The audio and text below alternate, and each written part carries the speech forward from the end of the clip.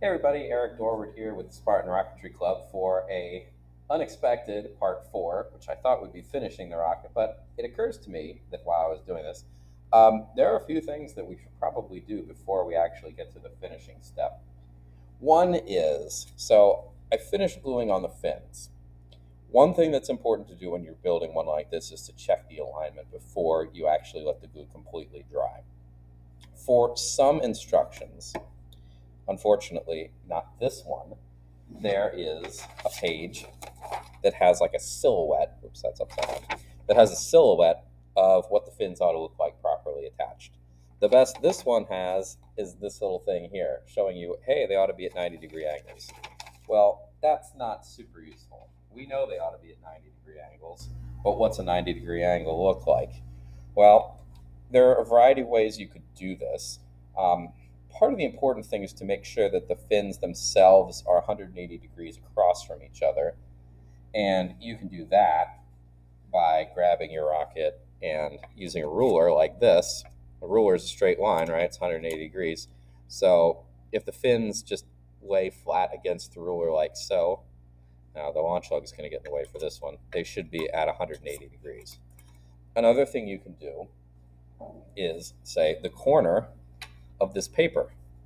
Well, that's a 90-degree angle.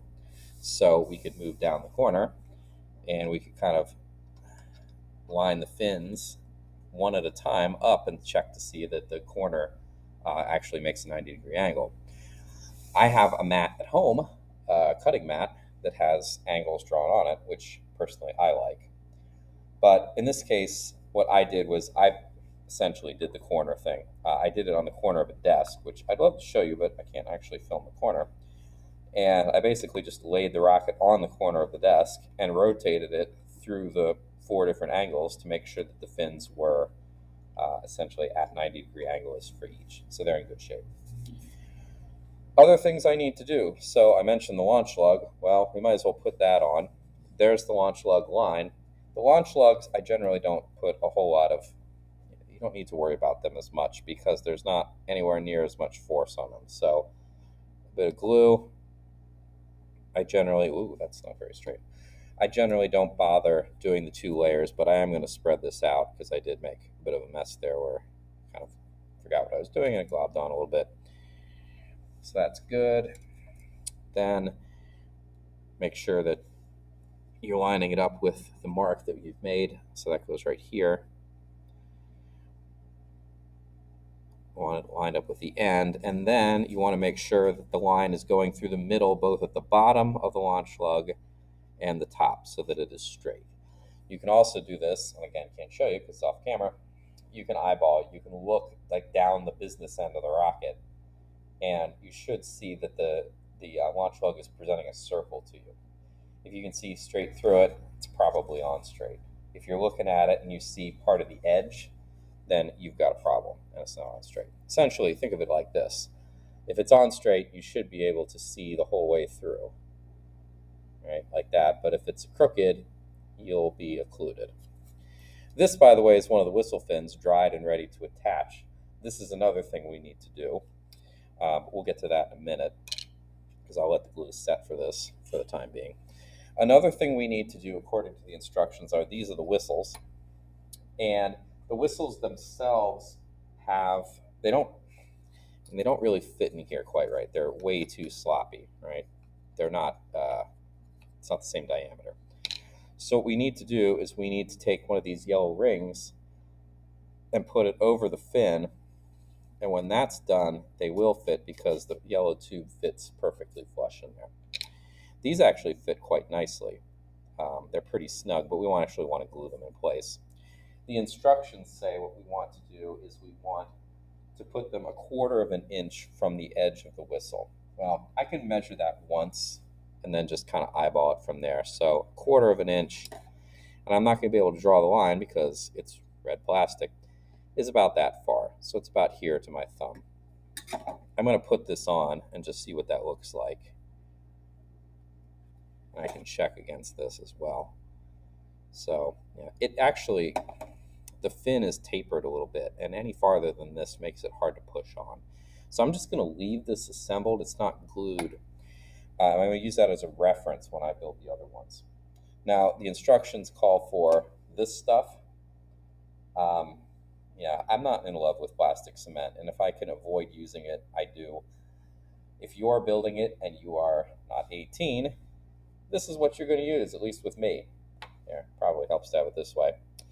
I, on the other hand, being an adult, am going to use, there we go, some super glue.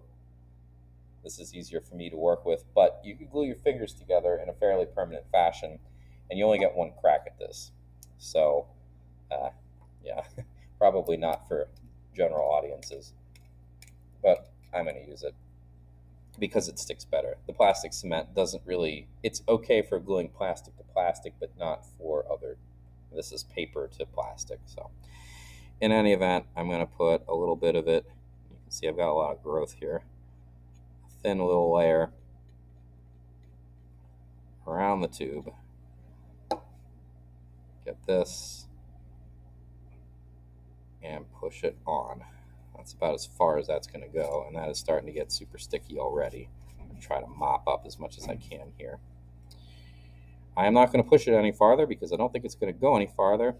I just want to see how close it is, and it's not quite level either, but that'll do.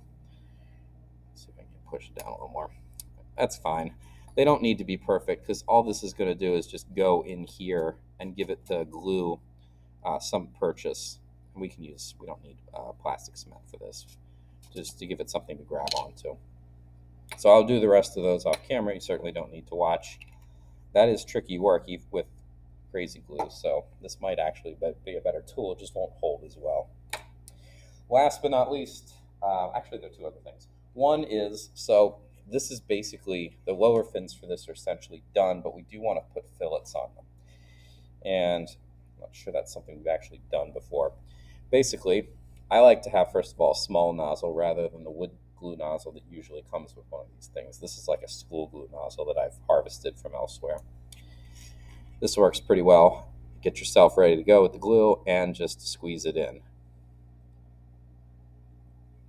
That's fantastic. I generally put it on half the rocket, so like 1, 2, 3, 4 sides at a time, and that way I can have it upright. You don't want to do this vertically because the glue's wet and it will run as it dries, so I like to have it horizontally. Once it's on, you need a finger, and you just wipe like so. It didn't look super great at the top, so I'm going to run past it a second time. If you could look at this up close magnified, we've created kind of a nice pocket, which is smooth and aerodynamic. And it's also made the fin stronger. So something to want to do. I will apply the other 7 fillets at some point. Also, when you do the launch lug, you want fillets on that. There are 2 reasons. One is to strengthen the tube, but it also makes it more aerodynamic. So it's something to look forward to. Last but not least, whistle fins. I didn't actually attach them, so let's actually do that. The whistle fin is going to be oriented like this, so it's going to be pointing kind of upwards, which is an interesting look for a rocket. Usually don't see that. And remember, they are going to be at 1.5 inches past the end of the tube, which I've already measured. So, same usual business, put some glue on the fin. Here's my stick. Again, spreading the glue out. That was actually a little thin, but it'll be all right. That first layer doesn't need to be super thick. Really, neither of the layers need to be very thick. There's no benefit to having too much glue versus the right amount. So that's good.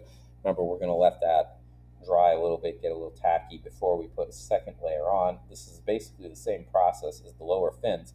This might actually be easier, though, because I'm going to be applying it up from the edge. So with the edge, it was kind of hard to see where the tail end of my fin was relative to the front end to see if it was in alignment or not. When they're up elevated from the end of the tube, you can see it a whole lot better. That's probably enough time. Let's put on the second layer of glue.